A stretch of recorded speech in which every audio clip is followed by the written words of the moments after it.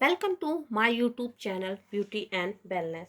आज हमारा second lecture है जिसमें हम थ्रेडिंग के बारे में और भी जानकारी प्राप्त करेंगे, जैसे कि प्री थ्रेडिंग क्या कहलाती है और पोस्ट थ्रेडिंग सेवाएं क्या कहलाती हैं। थ्रेडिंग हमें फेशियल के पहले करानी चाहिए या फिर हमें बाद करानी चाहिए। अगर हम पहले थ्रेड कराते हैं तो उससे हमें क्या फ़ायदा होगा, और हम अगर थ्रेड बाद में फेशियल के बाद में कराते हैं तो उससे हमें क्या फ़ायदा होगा, हमें यह सब जानकारी होना चाहिए। और थ्रेडिंग से हमें क्या खूबसूरत दिख सकते हैं या नहीं दिख सकते हैं, हमारा चेहरा आकर्षक हो सकता है, हमें इसकी जानकारी होना चाहिए। आइए हम आपको इसके बारे में जानकारी देते हैं। अगर आप थ्रेडिंग और फेशियल एक ही दिन में करवा रही हैं तो आपको यह ध्यान रखना ज़रूरी है कि आप फेशियल के पहले ही थ्रेडिंग करवा लें, क्योंकि इससे आपकी त्वचा के पोर्स खुल जाते हैं और फिर मसाज करवाने से आपकी स्किन नरिश होती है, जिससे थ्रेडिंग के बाद होने वाले लाल दानों का खतरा कम हो जाता है। पोस्ट थ्रेडिंग क्या कहलाता है, इसकी भी हमें जानकारी होना चाहिए। अगर आप भी खूबसूरत चेहरे के लिए थ्रेडिंग कराती हैं तो उसे करने के बाद कुछ गलतियां भूलकर भी ना करनी चाहिए, क्योंकि अगर हम वो गलतियां कर लेते हैं तो हम अपनी स्किन की देखभाल नहीं कर पाते हैं और जिसके कारण हमें उसका खामियाजा भुगतना पड़ता है। आइए हम जानते हैं कि हम अपनी स्किन की देखभाल कैसे करेंगे। महिलाओं के साथ साथ अब तो पुरुष भी हैंडसम और खूबसूरत दिखने के लिए पार्लर जाते हैं। पार्लर में जाकर तरह तरह के स्किन ट्रीटमेंट के अलावा हर कोई थ्रेडिंग कराना पसंद करता है। दरअसल थ्रेडिंग करवाने के बाद न सिर्फ आईब्रोज को एक बेहतरीन शेप मिलती है, बल्कि इससे चेहरा भी खिल उठता है और आकर्षक भी दिखता है। कई लोग तो लेजर के जरिए आईब्रोज को कोई ना कोई शेप सही करते हैं, तो बहुत से लोग थ्रेडिंग की जगह भी वैक्स का इस्तेमाल करते हैं। अगर आप भी थ्रेडिंग कराती हैं तो आपके लिए कुछ बातों का ध्यान रखना बहुत ज़रूरी होता है, क्योंकि यह अक्सर देखा जाता है कि अक्सर लोग थ्रेडिंग के बाद अनजाने में कुछ ऐसी गलतियां कर बैठते हैं।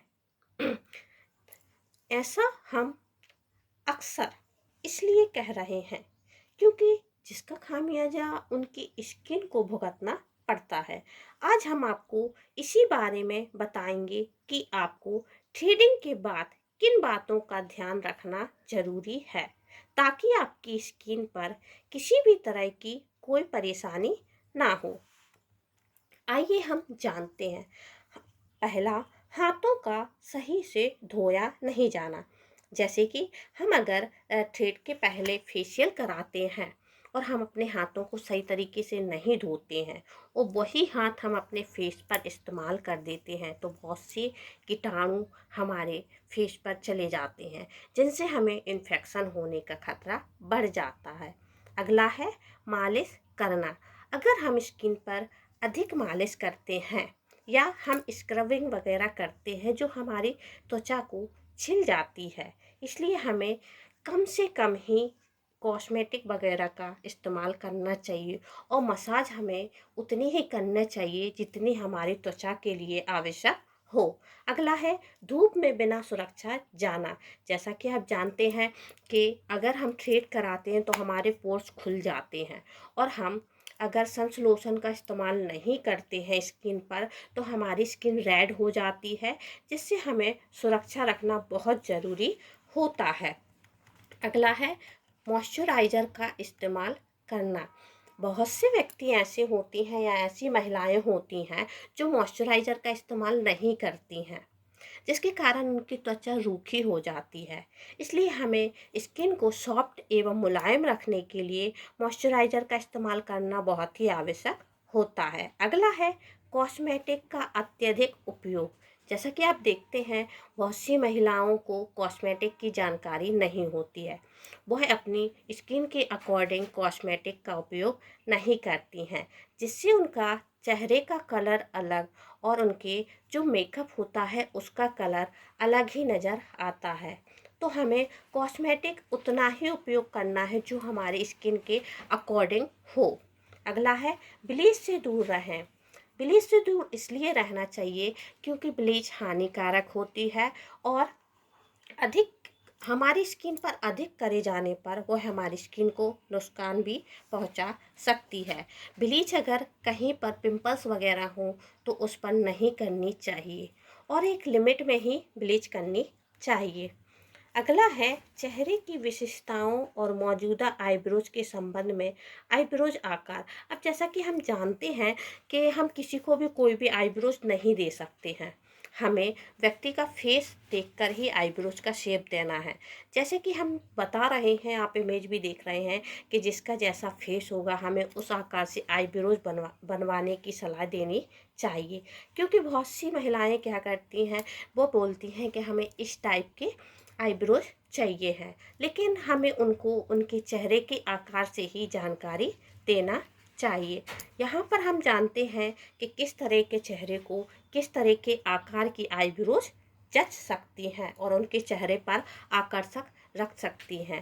पहला है राउंड शेप। आपको फेस नज़र आ रहा होगा, इमेज में फेस नज़र आ रहा होगा कि किस तरीके से हम राउंड शेप वाली महिलाओं को आईब्रोज दे सकते हैं। अगर आपका चेहरा गोल है तो अपनी आईब्रोज का आकार ऊंचा रखें, इससे आपका चेहरा कम भरा हुआ लगेगा। जैसा कि आप इमेज में देख रहे हुए हैं किस तरीके से आईब्रोज को उठाया गया है। अगला है चौकोर शेप। अगर चेहरा चौकोर है तो आईब्रोज को थोड़ा मोटा और कर्ल रखें। जैसा कि आप इमेज में देख रहे हैं चेहरे का आकार चौकोर दिया हुआ है और इसमें पॉइंट की साइड जो लास्ट का पॉइंट होता है उस तरफ पर आईब्रोज को थोड़ा कर्ल किया गया है। अगला शेप है ओवल शेप।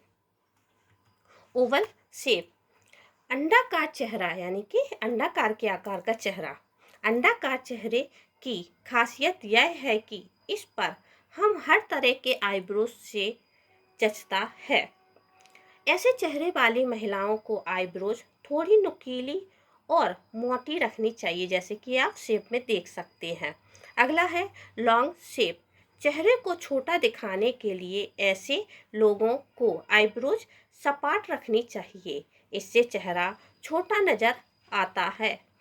जैसा कि आप देख ही रहे हैं कि फेस कट में चेहरा लॉन्ग नज़र आ रहा है और आईब्रोज को किस तरीके से बनाया गया है।